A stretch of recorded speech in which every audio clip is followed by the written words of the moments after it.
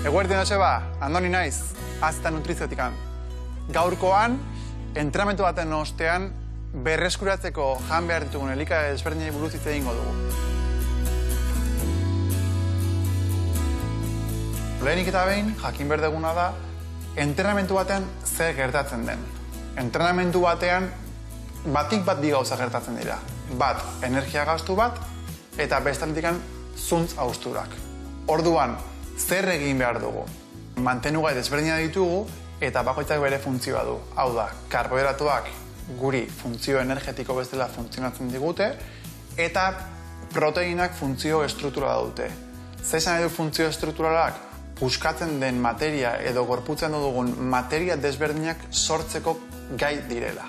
Karbohidratu atletikan, jakin behar dugu lehendabizi ze karbohidratu ditugun.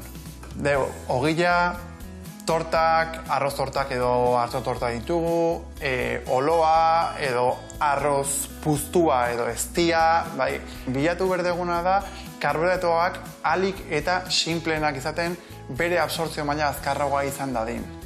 Baina hauek emango digutena da guri gastatu dugun energia berreskuratzea. Eta bestalde, proteinara behar dugu.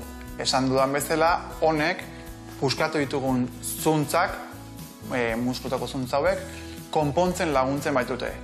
Zein dira proteina iturri desberdinak? Alde batetik garrautza ditugu, indio bularkia, atuna, edo olasko aldu izan, edo zein proteina mota aldu izan.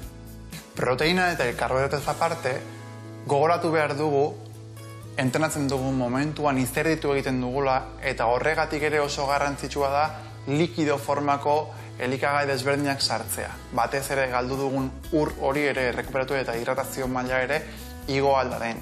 Horregatik, zumoa, alde batetikan karbohidratuak edo azukrea duenez lagunduko liguke energia berreskuratzen, baina baita ere hidratatzen. Eta bestalde, beti hitz egiten dugun edo askotan entzuten den proteina batido horiek, ulertu behar duguna proteina hautzak, hemen alde batetik, esnetik lortzen den proteina dela. Zer egiten da? Esneari urak aintzen zaio, grasak aintzen zaio, eta orduan lortzen duguna da, hautz moduan esne horrek duen proteina. Orduan, batido horretan duguna, da lehendabizi proteina kantitate bat, gero ura edo kasu honetan edari vegetal moduan arroz edaria jarri dugu, arrozak karbohidratuak ematen dizkigulako, orduan hau dena dugula, batido bat egin eta esan ditudan mantenugai guztiak edukiko nituzke errekuperadore edo berreskuradore hori egiteko. Orduan, behin aipatu ditugula gauza guztiak, hemen erakutsiko dizkizutena da ze elikagai desberdin alditugun egin entrenamendu ostean jateko. Alde batetik, ogiarekin batera indio bularkiarekin, atunarekin, atuna piperrekin jartzen dugula, edo tortilla moduko bat egin, arrautze gozi batzuk jan, baino beti gogoratu proteina beti karbohidratuekin batera jan beharko genukela. Beste aukera bezala, hemen jogur base bat dugu, saiatu jogurra erosten dugunean proteina kantitate altuko jogurren bat erosten, eta honekin batera arandanoa ditugu, bai azukre aldetik lagunduko dikugutenak, baina baita ere antioksidante bezala, arroz puztua, oloa eta frutu lor batzu ditugu. Honi ere alko genioke fruta bat edo beste gehitu, edo lehen aipatutako elikagaiekin ere fruta ere alko genioke jan. Eta azkenik esan dudan bezala, likido moduan ditugun elikagaiak kontsumitzea batez ere ur kantitate hori berreskuratzeko. Segun entrenamendua ze hortan daukagun eta noiz bukatzen dugun, hau beharrezkoa izango da ala ez.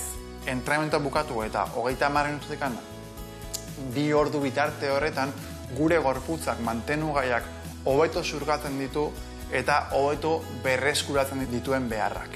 Entrenamendu bat adibidez, arratsaldeko 8etan bukatuko bagenu, gure errekuperadorea hurrengo tordua izango zen.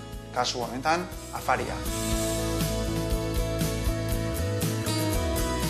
Bueno, gaurko hau izan da dana, eta espero dut kontatutakoak zerbaitako balio izatea.